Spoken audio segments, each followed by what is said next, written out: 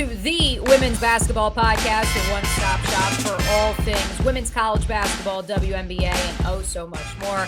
I am Mia O'Brien, joined as I am each and every week by the one and only Mitchell Northam of For the Win, Baltimore Banner, and so much more. The AP Women's Basketball Poll voter, which we're going to get to that and a couple of the other various awards that you are a part of the committee and are a part of the weekly voting contingent for, Mitch, because once again, it's so exciting. I get so excited when we sit down to record because we have actual games to discuss. We have a feast week to recap here, but let us first begin, as we do each and every episode, with our Her of the Week. This week's Her of the Week nominee is Ta'Niya Latson of Florida State. I swear, we're not just picking the leading scorer in the country each week. Last week, we picked Maya McDermott of Northern Iowa, who at the time was the leading scorer in the country. Latson, not only part of a Florida State team that has won 6 straight, Mitch, which includes wins over Power 4 teams. Well, 2 Power 4 teams. We're counting Gonzaga because the Pac-12 is not dead yet. Gonzaga, Texas Tech, Florida. She's averaging 26.1 points per game, dropped a triple-double on the Zags. What's most impressive, the minimum amount of points she has scored in a single game, 21 against FAMU. What say you about what Florida State has cooking? Yeah, I mean, Ta'Niya Latson looks great right now. She was one of the ACC co-players of the week announced today. And yeah, she's got Florida State rolling. The question I had about Florida State coming into the season was like, is Ta'Niya Latson going to take the leap necessary to allow Florida State to take the leap? And I think so far things are trending in that direction. You mentioned, she's second in the nation in scoring right now, 26.1 points per game. Really just lighting up the stat sheets, career highs in rebounds and assists, nearing her career best in 3-point shooting percentage, career high in field goal percentage. Yeah, she's tearing it up right now. She's long been, I think, one of the best guards in the ACC. We've just been sort of waiting for her to really kind of decisively take the mantle. And Latson is part of a Florida State team that I think after they dropped 119 on our North Florida Ospreys here in Jacksonville, and then followed it up with perhaps at the time what was a surprising 83-74 loss at Illinois. Perhaps people in ACC country forgot about Florida State. Like I said, they have now won 6 straight games, certainly a force to be reckoned with as ACC play is around the corner. Yeah, and I mean, beat Gonzaga handedly, 41 points, 95-54. A team that's been to the tournament the last few years. Consistently is in the tournament. Missouri State is another team that's consistently been in the tournament over the past couple of years. Beat them by 31. Beat rival Florida by 24. So, I mean, since that loss to Illinois, they've been rolling, and they're going to play Tennessee here soon. And that's going to be on the road in Knoxville. I think that is a game to watch for sort of the forecast for Florida State. Her of the week is in the books. Before we get to this week's starting 5, hey, hi, hello. I probably should have asked. Georgetown Hoyas, how was your trip back home to Maryland for the Thanksgiving holiday, sir? Oh, it was awesome. I had some deep fried turkey at my uncle's house. That was awesome. My stepmom made some sweet potato casserole. Saw some buddies. And then on Sunday, just yesterday, I was in Annapolis and I went to the Navy Classic. So I saw Navy play George Mason, and I saw Toledo play Maryland. And very impressed by the Maryland Terrapins. I came away from that game just like wowed by the depth that team has and just the top to bottom talent. It's like, oh, well, Cheyenne Sellers is going to the bench. Oh, but here's Mir McLean, and here's Sailor Poffenbarger, and here's, they just have all these players who can make buckets. And they have a bunch of former UConn players, by the way, which kind of stood out to me as like random, but like, kind of interesting. They just have tons of talent and tons of people who can score, but it's really like, that is a Cheyenne Sellers led team for sure. First and foremost, I was struck by the way that, they're up 17 and she's in the huddle, kind of pointing out to her teammates like, hey, you missed this assignment on defense. You're supposed to be here, not here. And on offense, you were actually supposed to run to this corner and not that one. And time has kind of flown by for Cheyenne Sellers. I was talking to Rose, their great SID at Maryland, and how just a couple years ago she was a freshman on a team with Angel Reese and Ashley Wusu and Diamond Miller, and then her sophomore years when they kind of go on that surprise run to make the Elite Eight and sort of shock everybody. Last year, ups and downs, but they weather the storm. They make the tournament, and now like she's the top dog for the Terps, and she has 10 new teammates. But they're really gelling together and coming together. And so I just came away from that game just even more impressed by Maryland, seeing them in person.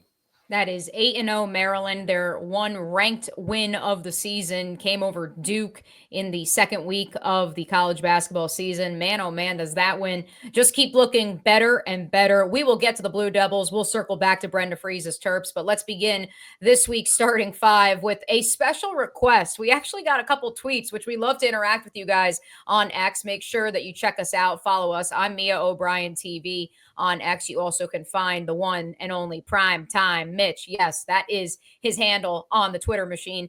Make sure you leave us a tweet, leave us a comment if you like the pod. If you don't, you can leave us a comment on Apple Pod, Spotify, all that good stuff as well here on OG Triangle Media. But Mitch, we did receive a comment that we didn't give enough love to Hailey Van Lith in our previous 5 episodes of this podcast. And so we're going to lead off with Hailey Van Lith, TCU, the story in women's college basketball right now. Certainly the trials and tribulations of HVL, the former top 10 overall recruit, signs with Louisville, spends her first 2 collegiate seasons there before joining the Monstars. I mean, Kim Mulkey's LSU dream team last season, where, as we discussed last week, Mitch, she probably was miscast as a passing first point guard. That's not who Hailey Van Lith is. She jumped ship to TCU, a team that this time a year ago, because of injuries and illness, didn't even have enough girls to make a roster in the Big 12. And now here they are, a team that is just slaying every giant in their midst. Yeah, I think Hailey Van Lith is really like having the season so far that she needs to have to prove to the WNBA that she can play in the pros. I remember we talked, might have been a test show or one of our first episodes about what Hailey Van Lith sort of needed to prove this season after, kind of an up and down, inconsistent year with LSU. And it was really like, you need to get better as a passer and a defender and as a 3-point shooter. And I think she's doing all those things. She's 6th in the nation right now in assists with 7.1 per game. I think, like we talked about, Kim Mulkey tried to make her like a pass only point guard last year, and that's just like not who she is. But if you sort of let her play a free flowing style and you give her, options around her, like, Sedona Prince, like Madison Connor, but you let Hailey Van Lith sort of control the tempo, then you get sort of this all package that you're getting. So she's also averaging 19.9 points per game, career high from field goal. The 3-point shooting, still room for improvement there. But defensive rating, highest it's ever been, 68.7. So you're getting what you need from Hailey Van Lith if you're a WNBA team trying to scout her, and you're certainly getting what you need from Hailey Van Lith if you are TCU. They're rolling. I ranked them in my AP Top 25 poll this week at 5th, which I think might have been on the high end for some people. But let me put a little asterisk on that, because their most notable victory of the last week, of course, was over then number 3 Notre Dame, 76-68. Mm-hmm. You said on this podcast last week you would have had Notre Dame as the number 1 team in the country last week. So perhaps that's part of it. Yeah, for sure. Yeah. And like, I was just blown away by that result. And of course, that was not a game that I watched because it was on Flow Hoops. And if you listened to our show last week, you know how Mia and I feel about Flow Hoops. We are going to talk about Baller TV. Don't worry. We're going to get back to Baller TV because we've got a couple of games from the Baller world that I want to touch on as well. Yeah, but looking at those highlights and looking at, the box score and stuff, I mean, that was just a really impressive victory by TCU. And then, Notre Dame also stumbled again against Utah. But yeah, I think TCU right now is playing like one of the best teams in the country. So I have them 5th in my poll. And overall, they're up to 9th this week, which is their best ranking ever. And Hailey Van Lith is a big reason why. They are 8-0. Van Lith has been their leading scorer in their last 4 games, 5 of those 8 victories. Again, it's just a great redemption arc, if you ask me. She's building herself back into being a WNBA prospect. Of course, they were far from the only impressive team during Feast Week in women's college basketball this week. Mitch, tell us a little bit about the Duke Blue Devils. I feel like I've said that now each of the last 3 weeks, so at this point, we know who they are, but they keep raising the bar. Yeah. I think we should raise our expectations for the Duke Blue Devils. Coming into the season off of that Sweet 16 appearance, which was kind of a surprise that they made it that far, I think, for a lot of people last year, upsetting Ohio State along the way before trying to drag UConn into their hell.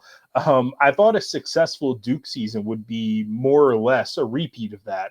Win a few games at Greensboro at the ACC tournament, win a game or two in the NCAA tournament, keep building the chemistry of the young core that they have. But now I think we should talk about the Blue Devils as among the best teams in the ACC, a contender for the conference title, and a team that maybe, just maybe, can make the Final Four. They have now beaten a really good Kansas State team and a really good Oklahoma team, both on neutral courts. They have comfortably beaten good mid-majors who consistently make the NCAA tournament in South Dakota State, and that one was a true road game, by the way, and Belmont, and most recently Columbia. I think the further we get into the season, we're going to view that loss at Maryland as a bit of an outlier. I just talked about how much I love Maryland, but that was a game where Duke lost by 5 and missed 12 free throws. Duke right now is 6th nationally in defensive rating. They're 16th in three-point shooting, 4th overall in field goals made, and first in the first net ratings of this year. They're 9th, which is the highest of any ACC team. They're number 8 in the AP Top 25 poll this week, which is their highest ranking since 2014. I think the player who has emerged as Duke's bus driver is Reagan Richardson, a senior from Charlotte who transferred into this program a few years back from Georgia. She had 19 points and 7 boards against Columbia, a career high 35 against Oklahoma, and 16 points in that win over Kansas State. Ashlyn Jackson has kind of stepped up as Richardson's Robin. And the young players on this team, from Jaden Donovan to Delaney Thomas to Toby Fournier, who we've talked about a lot, to Alucci, they all just keep getting better. And so I'm going to see this Duke team in person for the first time this Sunday when they host Virginia Tech.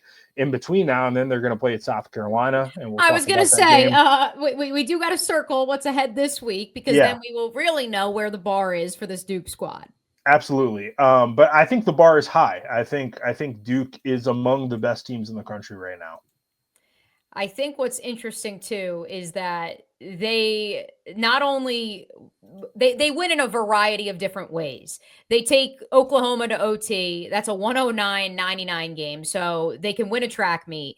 They're able to hold Ayoka Lee to just 15 points, which, hey, it's double-digit scoring, but for her, that's an off night at the office, in a 73-62 win over Kansas State. And so a lot of different ways to skin a cat. I also think we should circle back to that Oklahoma-Duke game, because I think that, if anything, might have been the game of Feast Week on the women's college basketball side, because so many of these scores, outside of perhaps the game we're about to talk about next, ended up so lopsided. Yeah, that Oklahoma game, that is certainly a game that we could see a rematch of in the NCAA tournament, I think. And when it's on in the NCAA tournament, it'll be on ESPN or ESPN2 and not Flow Hoops. So we'll all be able to watch it and enjoy it and see Reagan Beers and Reagan Richardson go at it mano a mano on a neutral court again. So yeah, I think the Sooners are really good. And for Duke to score that many points, we think about Duke all last season. I just talked about how they tried to drag UConn into their hell in that Sweet 16 game. They were not a team capable of scoring 109 points if you put them in an empty gym playing against chairs. So that they're capable of that this year, I think, is a big sign of the offensive growth that they've made. Speaking of games that appeared on Flow Sports in the last week, Utah with the big upset of the week, 78-67. It's a huge win when you consider this Utes team not only lost its best player in Alyssa Peely to the WNBA draft this past offseason, they literally lost their coach 3 weeks ago to the WNBA, and here they are on the biggest of stages. Yes, I am talking about the Cayman Islands Classic, the biggest of stages on Flow Sports, Mitch, as they're able to pull off a upset over the then number 3 Fighting Irish. Yeah, I really wish I could have watched this game. Because like I look at the box score and I'm just like, what happened here to Notre Dame? What did Utah do to them defensively to kind of put the clamps on them this way? Like it's not like Notre Dame, like 22 turnovers. That you can't have that. Hannah Hidalgo, 6 to 17 from the floor. That's not great. Olivia Miles, just 8 points. That's not great. They only went 7 deep as well. Yeah. And they have had some injury problems. And I think that's going to continue to be a theme for them. When you're planning these MTEs and you have to play back to back, when you have a short rotation like that, it's going to hurt you. And maybe that's what kind of caught up to them here. But yeah, big shout out to Utah for getting this done. I think, I was probably one of them who kind of wrote them off earlier in the year when they lost to Northwestern, because I don't think Northwestern's very good. But, you bounce back.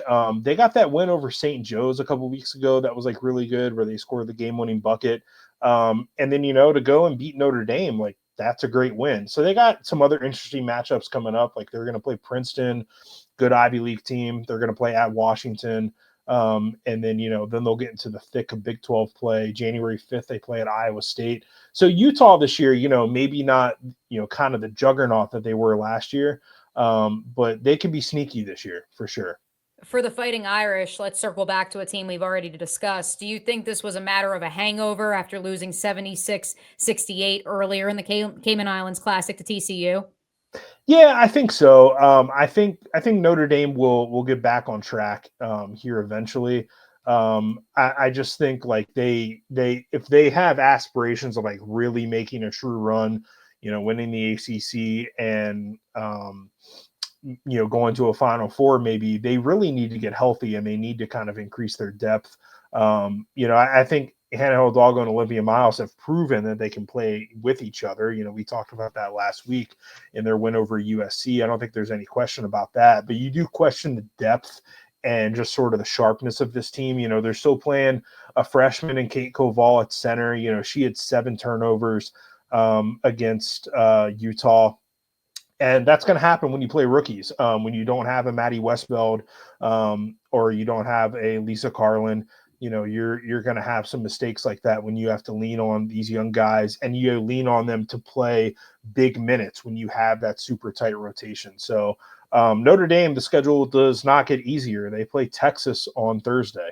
And that will certainly be a good idea to watch. We'll get to Texas's games from this past week here in just a second, but a brief foray into the professional front, Mitch, as the WNBA released their 2025 regular season schedules today. I'm excited for you to share your thoughts here at number 4 in this week's starting 5. But I got to tell you, what warmed my heart the most, much like the NFL, and I have been very critical in the last few months, especially, maybe I'm becoming a boomer. I've become very critical of Major League Baseball allowing for their hot stove season to literally be stolen from underneath them over the better part of the last 20 years. I know you grew up in Maryland. I grew up in New Jersey. I loved hot stove season growing up. I loved that Major League Baseball was still at the forefront in the month of December. That has all but gone away. Players deciding that they're not going to sign until the week before the season begins. They're going to forego spring training. And the National Football League has seized that as an opportunity to seize that month of the calendar year and seize the month of February when spring training is going on because of the NFL Combine. Then they take May back because that's when they have their schedule released. A long way of saying, I love that WNBA teams release their own version of their schedule, much like NFL teams do. Take the calendar year round. Don't just dominate it when you have actual games. Yeah, the NFL kind of just taking all the territory that other sports leagues have marked, whether it's the MLB or college football, just reminds me of that scene in The Wire where Marlo just tells Bodie, like, hey, I need you to tell your people to pack up. This is mine now. Like the NFL just, they know no boundaries. The W says, Yeah. you know what? We're gonna meet you at your own game, and I'm here for it. Yeah. And I commend leagues like the W for I mean they're not everybody is crazy NFL fans. So don't let people just mark certain spots of the calendar, but also do take a chapter out of the NFL's book and try to make your sport a year-round thing. And I think that's sort of what this schedule release was. Like, this was sort of a news event today. Like, we got all these fun little videos of the releases. People are looking at the schedule and looking at matchups. We're going to get, it looks like 4 Caitlin Clark, Paige Beckers matchups if indeed Paige Beckers is selected by the Dallas Wings with the number 1 overall pick. The first one is going to be June 27th, Fever at Wings, and then July 13th, the return game, Wings at Fever, and then they'll play 2 more times in August. We'll get 5 Angel Reese, Caitlin Clark matchups. The including first one is the May opener. 17th. Yeah, first one is May 17th, Sky at Fever.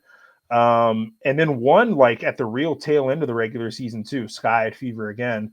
And we got 4 Lynx at Liberty, finals rematches. So and we're going to see the Valkyries debut. We got a WNBA expansion draft coming this Friday.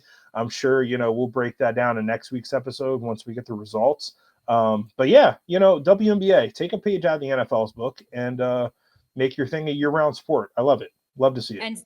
And speaking of programs that know how to capitalize on a calendar and on TV programming guides, a round of applause for Dawn Staley and the South Carolina Gamecocks. Not only do they bounce back from getting beaten down by 20 on the road at UCLA with a resounding victory over Iowa State. How many did they win by, you ask? 40, 76-36, the final.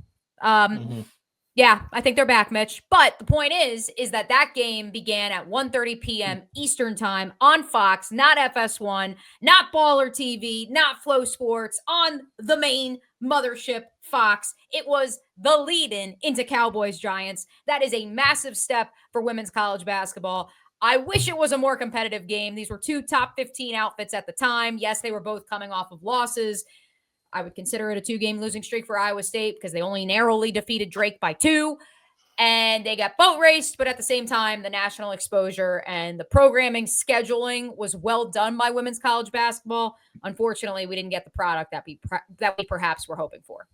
Yeah, shout out to Fox, I think, for setting games up this way. It's also going to do this this Saturday with some college football games that it has, either putting women's college basketball on the front end or the back end. This is good. Let's do this. Let's lead into other sports. Let's cap off other sports. Let's bookend with some women's college basketball.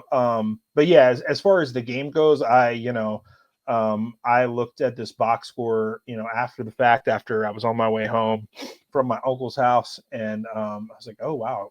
So Iowa State didn't score in double figures in 3 of the 4 quarters. So South Carolina it was bad. Like we're talking 35-3. Yeah. A 35-3 run to begin a game. Yeah. Between 2 top 15 teams. Yeah, so not what you want if you're Iowa State. But yeah, South Carolina, they are just fine. They followed that up by hanging 99 on Purdue. So they'll be just fine. Big game this Thursday against Duke, and then another big game this Sunday against TCU. So they rebounded from that loss to UCLA, and we'll see what happens this week. I think what's most impressive, too, when you do look at the box score, I was able to watch this game, or rather, I watched it until it got out of hand by halftime. And at that point, everyone at my Thanksgiving party was looking at me like, really? We're going to watch, we're literally going to watch South Carolina run Iowa State out of the building when there is a Bears-Lions game that is descending into madness. And so we didn't watch the end of it. But what is wild is that only 2 players for the Gamecocks scored in double figures. And that is, I don't know if that is the greatest example of what this South Carolina roster is, which is there's not necessarily a real bus driver, but there are multiple chauffeurs, if you may. I don't know if that's a good analogy or not. OG boys, please let me know. But point being, like, that just talks about sharing the sugar, yes, but it also talks about how deep this team can go and how deep into her bench Dawn Staley can go. Yeah, I think that works. Last year, like we've talked about, Camila Cardozo was the centerpiece. You do not have that dominant center on that roster this year. We've established that. But you have all these other players who are all really great in their own right and can all do a lot of really great things. You have Chloe Kitts, you have Bree Hall, you have Tahina Pau, you have Raven Johnson, you have Joyce Edwards, you have Jocelyn Watkins. You have Maddie McDaniel, who scored 10 points against Purdue. You have Tessa Johnson. You have Malaysia Fulwiley. I mean, I just named 8 players before I got to Malaysia Fulwiley, who was the SEC tournament MVP last year, and I believe was on the all Final Four team a year ago. I just a stupidly dumb, deep team. Yeah. Stupidly dumb. That is a good way to describe, although in the best way of describing what Yes, South it's a Carolina compliment. brings. Yeah. It is. I mean, hey, listen, I called not only 2 games on Friday in college football. I called the dumbest fun game of all time, that being Iowa, Nebraska. It's always the dumbest fun rivalry game in college football. Shout out to Kirk Ferentz with his 3 first downs and a 13-10 win. And then Georgia Tech, another dumb, fun game. We say that affectionately, Dawn Staley. We say that because we love you. Yeah. That's our starting 5 this week. Let's hit a couple other games that we missed, Mitch, beginning with a team that those up in the triangle, I know, are rooting for. They want to know. NC State, our Final Four, our the apple of our eye, because we know on the men's side, DJ Burns and all those grad transfers, they have all departed for Kevin Keats' squad. But on the women's side, we had so much hope. And yet here we are getting run out of the building once again, this time 82-65 at the hands of LSU. Should NC State fans be panicked right now, Mitch? I don't think they should be panicked. It depends on what their expectations are. If your expectations were that the year of the wolf would continue into March 2025 and that Westmore and co would go back to the Final Four, I think you should be panicked. I think that right now, NC State going back to the Final Four is probably an unrealistic expectation. They simply just don't have the necessary piece right now to make that run, and that's the thing that we've talked all off season about, and for a couple podcast episodes here. And it's center. They don't have the players inside necessary to compete with. When you really get into, the teeth of March Madness, you need rebounding and you need extra possessions. And right now they just are not competitive on the boards, and they're not doing enough inside, and they're not doing enough on the glass. And they don't really have a natural successor to the tandem of River Baldwin and Mimi Collins. Like we talked about, that was supposed to be Caitlin Weimar, the transfer from Boston University, who, was the player of the year in her conference. She got hurt. I don't really expect her to play this year. We'll see if that changes as the season goes along. But right now, this NC State team has to figure it out in her absence. And they can't wait for, hopefully maybe, she might come back. No, you got to go with what you have on your roster. And so I look at this game against LSU, and, LSU, they have Anissa Morrow, who is one of the best post players in the country. And she has 20 and 15 against NC State. And you look at the rebounding figures, NC State gets out rebounded 44-24. Now you look elsewhere on the box score, and Sanaya Rivers and Isaiah James and Zoe Brooks, they all did their thing. And no one has ever questioned that NC State has these awesome guards. But Westmore's best teams have always had that really good center. So they either have to figure out how to change the way they play and sort of take the rebounding and center equation out of it and build a different mousetrap. I think that's going to be hard to do now that you're kind of already in the season, but I don't doubt Westmore. I think he'll figure it out. That's why I still rank them in my AP Top 25 poll this week. I had them at the very tail end at 25, but I just kind of give West the benefit of the doubt after covering this team for a few years now. They do have the talent in the backcourt. They just have to figure out the front court, because when you face these teams, that are from the SEC, or you face, we talked about Duke, Oklahoma earlier. Oklahoma's got Reagan Beers. What are you going to do against Reagan Beers? We saw what you did against Sedona Prince and TCU, and it didn't get the job done. So NC State has to figure out what it's going to do about its inside presence. That loss to Sedona Prince and TCU, though, the closest of their 3 losses, all of which have come to top 25 opponents. They only lost to TCU 76-73. Can a loss look better over time? If there is one, it probably will be that one.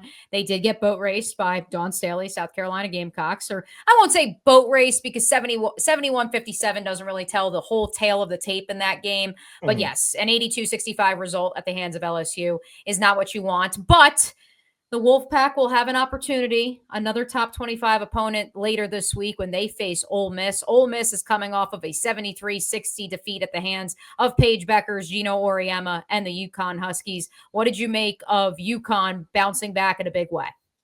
Yeah, just real quick on that NC State Ole Miss matchup coming up. That is a game that NC State should win, and I don't know if they'll be favored.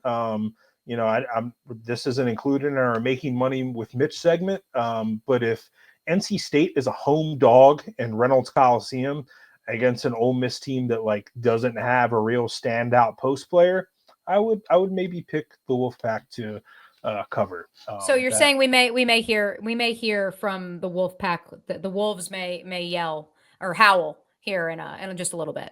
Indeed. Yeah. Okay, cool. We will hear from the Wolves here in a second. Also, I said UConn bouncing back. It's kind of like, what did Joe Flacco win comeback player of the year for? What did he come back for? UConn didn't have to bounce back from anything, folks. They're undefeated. They are once again in the top 3 in the country. They're the number 2 team in all the land. And look, I mean, they are going to be a machine, Mitch. And yes, it's an impressive victory over an Ole Miss squad that, while we've certainly documented some of their shortcomings, it is another top 25 win under their belt after they defeated North Carolina in Greensboro earlier this season. Yeah, and I mean, it was never really in doubt, right? UConn never trailed. They led by as much as 22 points. If there's something you can be concerned about, it's that UConn only shot 3 of 14 from 3-point land. That's 21%. That's not exactly what you want. But when Paige Becker scores 29 points and you win by double figures on a neutral court against another ranked team, I think we're kind of picking nits at this point. UConn is one of the best teams in the country. I had them number 2 in my poll this week. If someone wanted to put them number 1, I wouldn't argue with them. I think they have a really great roster, and you're also starting to see AZ Fudd get back into the fold a little bit. She had 18 points in this game, 8 of 11 from the floor. That only helps UConn. Getting AZ Fudd back into the picture, getting her scoring, getting her into the mix. And another solid all-around game from Sarah Strong, who just keeps getting better with every game as a freshman. And I think Paige is officially, if she wasn't already, the front runner to win National Player of the Year. I think that's something we can comfortably say. I just think that roster is constructed to where she is certainly the alpha dog. There's no question. And AZ Fudd slowly working her way back, I think, is a byproduct of that. But I also think that is just such a deep roster. When you can have a freshman step in and have an instant impact the way Sarah Strong has for them, I think that's really important.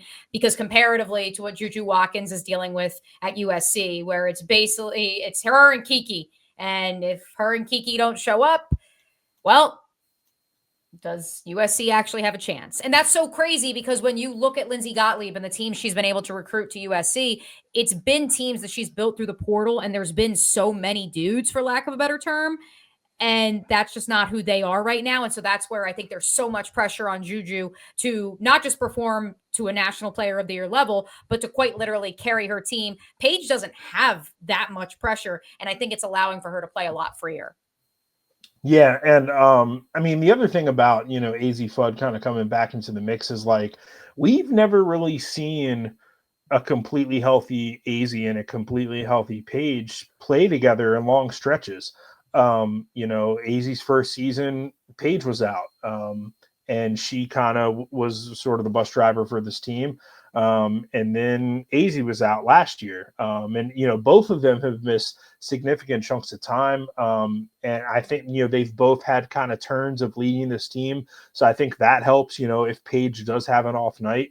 You have AZ that you can lean on. You also have Caitlin Chen, who, led Princeton for many years and is capable of scoring in the 20s if you need her to. And Sarah Strong coming into her own. Yeah, so I just top to bottom, like super talented roster. The key will be staying healthy as they kind of keep rolling here.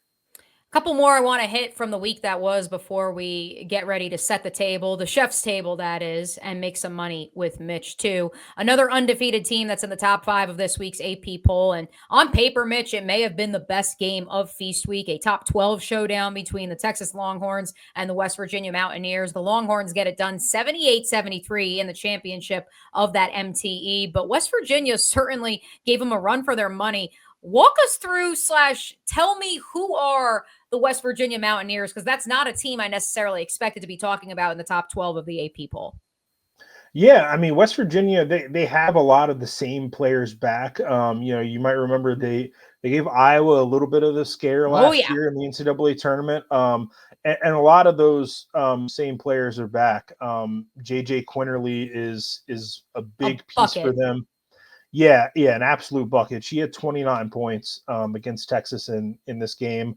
And the other player for them, Jordan Harrison, 20 points in this game against Texas. They're really talented. They're coached by Mark Kellogg, really good coach. And they're scrappy. Like, I don't want to say like they completely embody, the men's Bob Huggins version of Press Virginia that we got used to over the years, but like they can run with anybody and they can score with anybody and they can kind of put the clamps down when they need to. And they made Texas earn this win. And I think West Virginia is a really solid team. They might be a team this year that's in the mix for a top 16 seed. But Texas in this game, I think, showed off kind of how deep their roster is. I mean, they won this game without Rory Harmon really having one of her best games. She finishes with just 9 points on 3 of 10 shooting, but she has 6 assists. You get 20 points from Aaliyah Moore. You get 19 from Madison Booker. You get 10 points and 6 rebounds from Justice Carlton, and 13 points from Kyla Oldacare. So, like, they have a lot of pieces, too.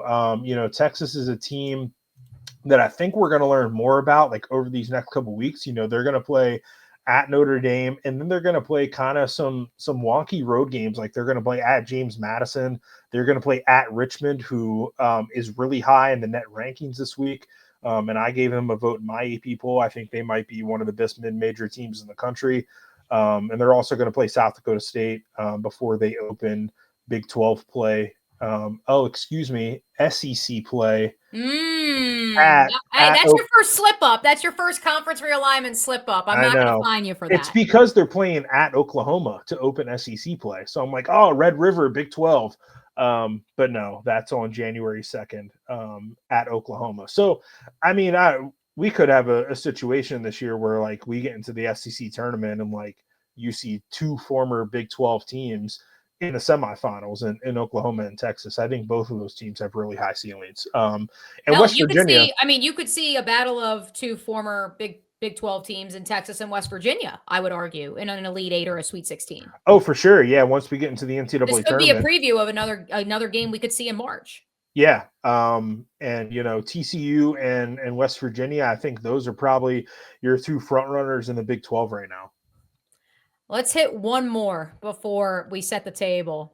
This is a game, Mitch, that I think is the perfect segue to making money with Mitch and looking ahead to our games to watch this week, because this one, we may have given it more publicity than the game itself received. On Baller TV, the Kentucky Wildcats with a massive, if you can believe this, folks, 76-53 upset over Illinois, that of course you could only see if you have a subscription to Baller TV. Another big win for the Cats, though. Let's chalk one up for Georgia A. Moore and company.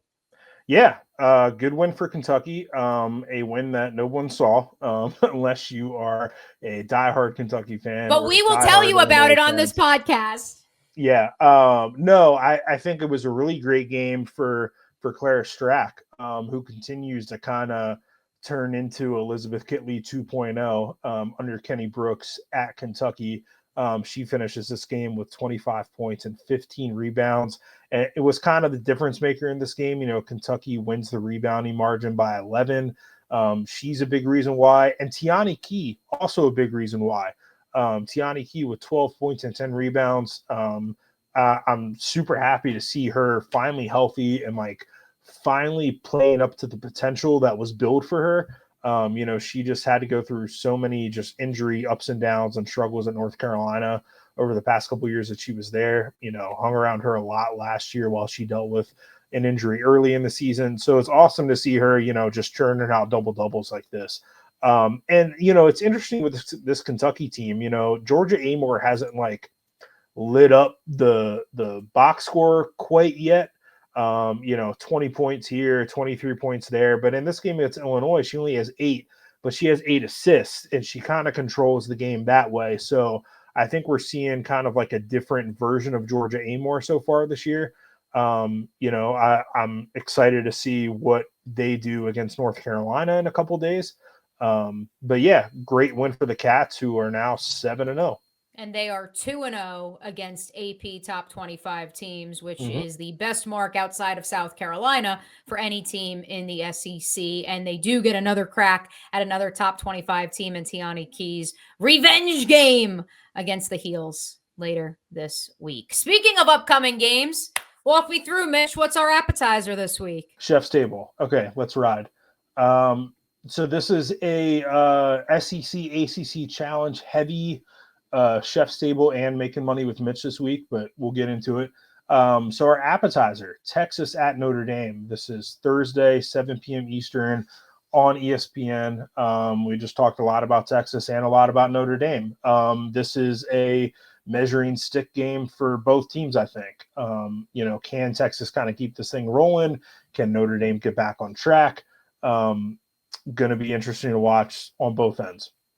And I think it's great because as much as we've enjoyed the multi-team events the last week during Feast Week, we finally see teams have to go into someone else's gym and actually have to travel a significant distance. Although I wouldn't argue that from Austin to South Bend is all that significant, but it certainly is a little bit more of a challenge to go into that gym than it would be to play, let's say, in a neutral site in Fort Myers on Flow Sports. Oh yeah, for sure. And Purcell Pavilion is a great venue there in South Bend. I got the chance to go last year. It's just a fun environment for women's college basketball, and it looks great on TV too. So tune into that one on ESPN. The main entree this week is a game we've already touched on a little bit. It's one of our fastest rising teams, and Kara Lawson's Blue Devils taking on Dawn Staley and the South Carolina Gamecocks. Yeah, this is Thursday at 9 p.m. on ESPN, another ACC SEC challenge game. So you can just keep the dial tuned on ESPN for these back-to-back games. This is a great programming schedule. We love a good programming schedule. And absolutely. We won't have any college football to compete with on Thursday night. Correct me if I'm wrong. I believe that's correct. I believe that's maybe why we're seeing this heavy women's basketball slate on Thursday night, which is awesome to see. So yeah, Duke at South Carolina, big measuring stick game for Duke.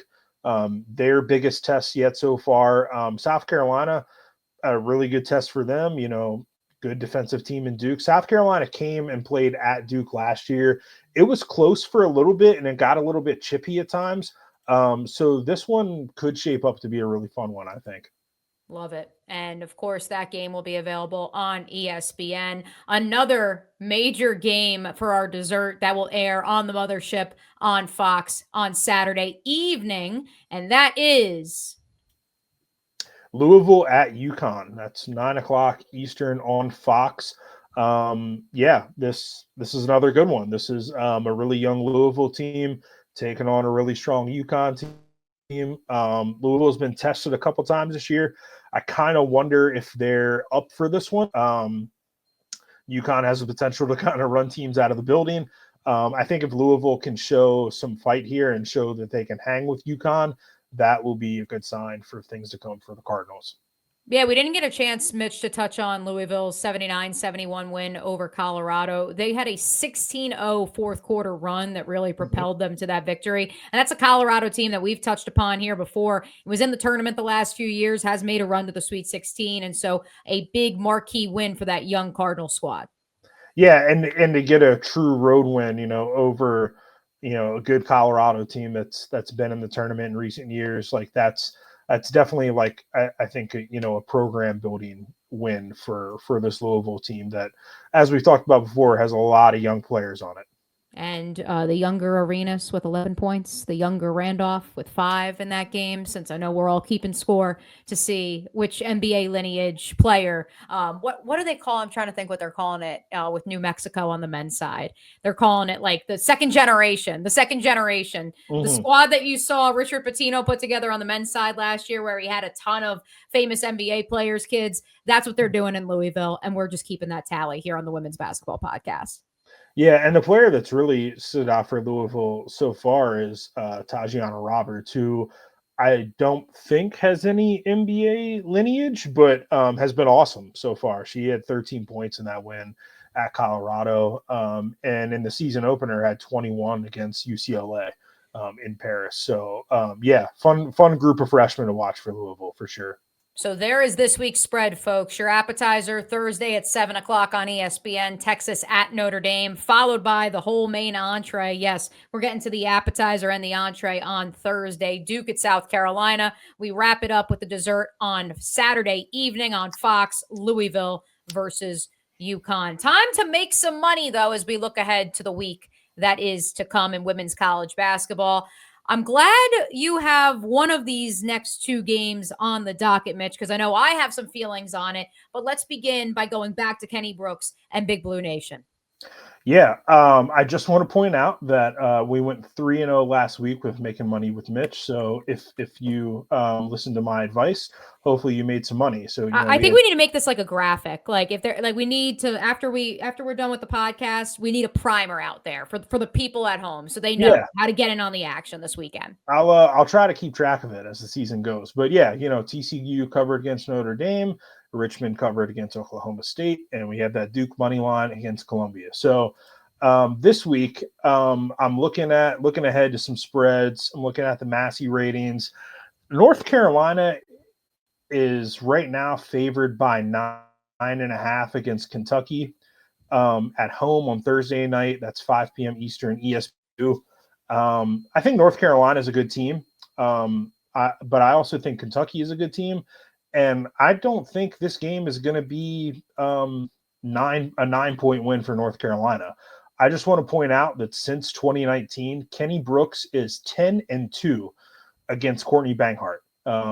That is, goes back to his time at Virginia Tech. They play twice a year. Kenny Brooks knows North Carolina very well. He knows Courtney Banghart's schemes very well. He's had the upper hand against her. He has Tiani He on his side now. He also, a lot of those wins came with Georgia Amore, who's in her 5th season and also knows North Carolina very well. So if that line holds and you see North Carolina favored by 9.5, I would ride with Kentucky. Battle of 7-win teams. Do you think the Heels being the home team gives them any sort of advantage? Sure. I just think Kenny Brooks has kind of like owned this series, and Virginia Tech had North Carolina's number several times over the last several years. And if Clara Strack provides the same sort of problems that Elizabeth Kitley gave the Tar Heels over recent years, I just think it'll be a very close game and not decided by 9 points. It'll, maybe North Carolina wins, but it's probably like a 1 to 3 point win instead of 9. I'm just proud of Kentucky that they're not on Baller TV this week. They're on ESPN2. That's Thursday at 5 o'clock. So, Mm-hmm. hey, all you got to do is flip the channel one time, folks. You start at 5. You start with this one. You flip on over to 7 o'clock for our appetizer, Texas at Notre Dame, and then the main entree, Duke at South Carolina on Thursday night on ESPN. The next game that you want our listeners to get in on the action with, Iowa Tennessee, neutral site, Saturday night, also on the flagship on Fox. I'm very excited to hear your thoughts on this one, Mitch, because this is an Iowa team that's coming off of a championship performance in Cancun, and they did it without Lucy Olson. Yeah, for me, hopefully we get Lucy Olson back into the mix. But like I look at Iowa's resume and I see wins over good teams in Virginia Tech and, you know, Rhode Island and BYU and Washington State and Kansas, Toledo, teams that have either like made the NCAA tournament consistently as mid-majors or Power Four teams, right? And Iowa has been playing on neutral courts. And then I look at Tennessee's schedule and I see Samford and UT Martin and MTSU and Liberty and Western Carolina. And to do my best SEC impersonation, Paul, they ain't played nobody. And so I see this game as Iowa favored by 4.5. I would take that. Ride with the Hawkeyes. I think a 5-point win over Tennessee is very likely, whether Lucy Olson plays or not. I just think Iowa's the better team. Tennessee hasn't shown me anything yet to make me believe that they're a better team than Iowa is. So if that line holds, if that's 4.5, 5 points, I would ride with the Hawkeyes. Well, I haven't actually visited with the Hawkeyes in person this season. I can tell you I did call Samford's game on Saturday against UNF, and that's a team that, despite having a Vanderbilt transfer and Emily Bowman as their center, despite having some veteran presence and transfers up and down the floor, they're still finding themselves. So, yes, that was a 50-point victory in the opener for Tennessee, but I think Iowa, I agree, Mitch, is going to be a different sort of beast. One more game that Mitch wants you to cash in on, and it's the team that we started off the podcast with. Yeah, this might be kind of a game of the week, depending on what happens, earlier this week. But, this coming Sunday, 7 p.m. ESPN2, South Carolina is at TCU. I'm looking at, some different websites right now, and I'm seeing South Carolina as an 18.5-point road favorite. If that holds, if TCU is a double-digit home dog, I would pick them to cover. I think that, while South Carolina is a good team, like we just saw them get whooped by UCLA on the road, at Pauley Pavilion. Yep. I think TCU is going to pack the building, and I think they're going to be up for this one. TCU, as we've talked about many times, has a lot of really impressive wins. Are they going to beat South Carolina? Maybe not. Are they going to lose by 18.5? I'd be super shocked if they did. I think that this is recency bias by the odds makers solely because South Carolina has won each of its last 2 games by 40-plus points over Power 4 competition. That is why you're seeing that giant line. I couldn't agree more. And I think that Sedona Prince and whoever Dawn Staley throws at her in the front court will be truly one of South Carolina's biggest tests that they will face here in the non-conference portion of their schedule. Yeah, I think that'll be the X factor. So, like I said, depending on what happens in the week, like that line might move a little bit. But if it holds, if TCU is a double-digit home dog, ride with the Horned Frogs. Pick them to cover. All right, we've only got a little bit of time left, so it's the last call. Mitch, anyone you want to shout out, note, any games we missed, any plugs for anything you have coming up?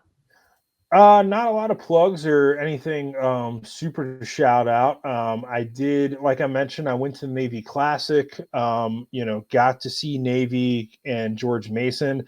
I think George Mason could be one of the better teams in the A-10 this year. I think Richmond is the best team in the A-10 and, is probably one of the better mid-major teams in the country. But I liked what I saw from George Mason. I also liked what I saw from Navy in spurts. It's been kind of a rough sort of rebuilding process there, under Tim Taylor, but they started the season 6-0, had 2 tough losses to George Mason and Toledo, but, they have some good players. I think, Zanai Barnett-Gay is a bucket. She's just a sophomore. Navy is super young, but I think they're going to be competitive in the Patriot League this year. So as we get into kind of NCAA tournament selection season and people are looking at mid-majors and stuff like that. Watch out for Navy in the Patriot League. Can I give you another Maryland area team that I'm buying stock for in the Oh, mid-major sure. ranks? I called Coppin State UNF on Friday. Man, oh man. First of all, I am shocked that a Power 4 team did not pick up Layla Lawrence in the transfer portal. Started her career at Texas A&M Commerce, has played at the MEAC institutions, Coppin State, the HBCU up in Baltimore for the last 2 years. And that's a team that 4 of their 5 starters have played 30 plus games together over the past 2 seasons. It shows on the court, and they are hilariously fun because their head coach is coming up to our scorers table. He's giving us notes. He's banging. He's trying to talk into the broadcast, into our play-by-play and color commentators, like headsets. It's hilarious. He's having fun with me. He's like pushing and shoving me gently, having fun as I'm doing the halftime interview. So yeah, shout out to Coppin State, man. I think that they could make a run in the MEAC. I know Norfolk State has really run that league, and Howard's certainly not far behind. Coppin State's currently in 3rd through a little bit through halfway through the non-conference portion of the schedule. Would love to see the Eagles have some success. No, yeah, Coppin State, I'm probably going to see them on Sunday. They play at North Carolina. I think I'm going to pop over to that game before going to Duke, Virginia Tech, because I know somebody on the Coppin State coaching staff. All right. Casey Monroe Gaskins, was on the UMES coaching staff for a while, played at Mardella under the great Barb McCool, played at UMES where she was one of the greatest players there ever. And she's in my Eastern Shore high school basketball book. So shout out to Casey. I love that. Yeah, I actually believe Casey I talked to briefly before she had to pivot me to a different assistant because she was running pregame shoot around. So there you go. Shout out to Coppin State. I do want to shout out again to Lucy Olson. This is a wild story. How it was described, because of course Iowa's Cancun Challenge games were being played on Flow Sports. And so this is being relayed to me secondhand by a friend who does have a Flow Sports login because she works for a news station and they needed a login. Apparently it was a deep cut in her knee that she suffered running into something at Carver Hawkeye Arena during practice. And like the first thing that came to mind for me, Mitch, was Aaron Judge going into the wall at Dodger Stadium, where the Yankees largely downplayed that during the 2023 season. And it was, oh, it's fine. It's fine. And he never was the same. Now, he obviously bounced back to an MVP season this year. Jan Jensen has insisted that this is not a season altering. It is not season ending. It's not even a significant short-term injury. But fascinating, this injury to Lucy Olson. Iowa still wins the Cancun Challenge without her, though, and I think that speaks to the depth that Jensen's been able to hold on to in Iowa City. Yeah, I'm now reading some tweets from Lucy Olson's dad, who says that stitches happen, aka it's just a flesh wound. She had a freak trip and fall while leaving the raised playing surface and landed flush on the sharp edge of the court. Man, that's a bummer. How does that happen? I don't know. That's wild. I've never heard of that. That's why the first thing that came to mind was Aaron Judge running into that wall at Dodger Stadium randomly. Yeah, it split open the skin all the way across her kneecap and required a ton of stitches to close it back up. The Iowa medical staff was on hand and sutured Lucy courtside under the added lighting of flashlights from half a dozen cell phones. So it was also like dark? The lights were out? Apparently, yeah. So she just tripped with the lights out. Yeah. We got to get like some X-Files music as we're discussing this because man, oh man, this is insane.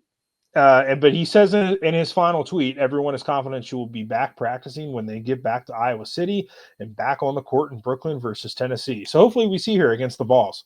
And we're taking Iowa to cover 4.5 regardless. Yes. A couple of notes from the WNBA I do want to hit. Kelsey Plum announced on Instagram earlier this week that she will not participate in Unrivaled for personal reasons as she's going through some other off-the-court issues and has prioritized those over playing in the Winter League. I think it's a bummer. I also think, and I've spoken with a couple people in the basketball world about this, ultimately, I don't want to say this is related to where roster construction is going to be questioned in Las Vegas in the upcoming seasons, but I wanted to see Kelsey Plum play with the best of the best, and maybe we will either as a wild card or next season in Unrivaled. But ultimately, we're going to see at some point in time, outside of Asia Wilson, the other pieces in Las Vegas, whether that is Kelsey Plum, whether that's Jackie Young, whether that's their front court players and Kia Stokes or whoever it may be. you are going to see that super team broken up. And so I did want to see Kelsey Plum. Not that we won't see her with the Aces this upcoming season, but I did want to see her with some fellow superstars on a super team as much as possible before that group gets broken up. Yeah, I mostly just wanted to see her in an Unrivaled because she's a great 3-on-3 player. Won a gold medal in 2021 in Tokyo. So that would have been super fun to see her kind of back in that environment and how her skills kind of translate to that version of the game. But yeah, still excited for Unrivaled. It's a bummer that she won't be in it. And doesn't sound like Caitlin Clark is going to play either. Sounds like that was confirmed finally, which is fine. They're still going to hold out hope though with the wild card. That's the thing. As long as there's a wild card, you're saying there's a chance. I think even if they get to like the last game of the season and she says, "Hey, I want to play one game," they'll probably say, "Come on down. Would love to have you." So I think they're going to do the same thing with Asia, quite frankly, especially if she's in Miami with Bam. Shh. Secret handshake. It's a thing. Yeah. A couple other notes from the W, some staffing notes that I want to hit before we get out of here, Mitch. Our friends in Minnesota are loading up. Cheryl Reeve goes out of her way to not only create a monster of a roster of cast-offs who she turns into stars, but she brings in the Minnesota legend, Lindsay Whalen. She also brings in former Mystics head coach, Eric Thibault. And so Cheryl Reeve says just making the WNBA finals again was not enough. Just bringing this ragtag bunch together and bringing them to prominence, that was not enough. I need to create an all-star coaching staff in addition to bringing in players and developing them into all-stars. Yeah, happy to see Lindsay Whalen back on the sidelines, after her stint as the head coach at Minnesota. The Lynx she's synonymous with that franchise. And the Lynx are and the state of Minnesota too. Yeah. The Lynx are a great fit for her, TBD if she ever gets back into college coaching. I'm not 100% sure she got like a fair shake at Minnesota. So I would like to see her get another crack at being a head coach again, whether that's in the WNBA or in college again. But yeah, and Eric Thibault lands safely. So they had to replace Katie Smith, who went to college, went to Ohio State. The Lynx probably have the best coaching staff in the W, and Cheryl Reeve is going to have them ready to compete for a title again next year, I'm sure. And this is a fun one from Feverland. Stephanie White announces that not only is Karima Christmas Kelly returning as an assistant coach in Indiana, but she's bringing Austin Kelly with her, a.k.a. Karima's husband. And so we're keeping the family together in Indiana. It's all in the family. It's all good vibes. I do have one more conspiracy theory from the Fever, but first, your thoughts on Stephanie White's bench. Yeah, that sounds good. I'm curious. Right. I'm here for the conspiracy theory, though. Okay, so this is not from me. This is from my best friend in Iowa, the one and only Rebecca Kopelman, chief meteorologist at Iowa News Now, and the WNBA expert. She wants on to the women's basketball podcast at some point. We're probably going to have to let her in. Rebecca is fascinated that through both schedule release and in specific home opener graphics. Who is that, Mitch? That's Kelsey Mitchell. Yeah. And Aaliyah and Caitlin. Mm-hmm. Kelsey Mitchell is a free agent, isn't she? I think she's coming back. I think that's what that means. And that's what I said to Rebecca. I just was like, Stephanie White has made it known, ownership has made it known that Kelsey Mitchell is a priority for them this offseason. They're still tweeting out her clips from her time overseas and her highlights. But at the same time, she is a free agent. Take the basketball part out of this. When have you ever seen a professional franchise have a player who's a pending free agent and you have them on all of your marketing? Because that's what we're seeing in Indianapolis right now. Yeah, I think they're going to do everything they can to keep Kelsey Mitchell and keep her as kind of that complementary piece to Caitlin Clark in the backcourt. They were a great duo last year and really, I think, hit their stride down the stretch. I'm super interested to see how the expansion draft is going to affect some of these rosters. I think Melissa Smith might not be a member of the Indiana Fever next year. But she's on some of this marketing too, some of the graphics as well, which is what makes no sense. Yeah, there might be something there where maybe the marketing team and the front office are not quite on the same page. But they're like, as of now, they're under contract because the new league year hasn't begun yet. So therefore, we ride. Yeah, we ball. We ball. That's what we do here on the Women's Basketball Podcast. He's Mitch. I'm Mia. Like I said earlier in the program, make sure you tweet at us at Primetime Mitch, at Mia O'Brien TV. You check out all the rest of the homies at OG Triangle Media. We appreciate you listening, and we will catch you next week.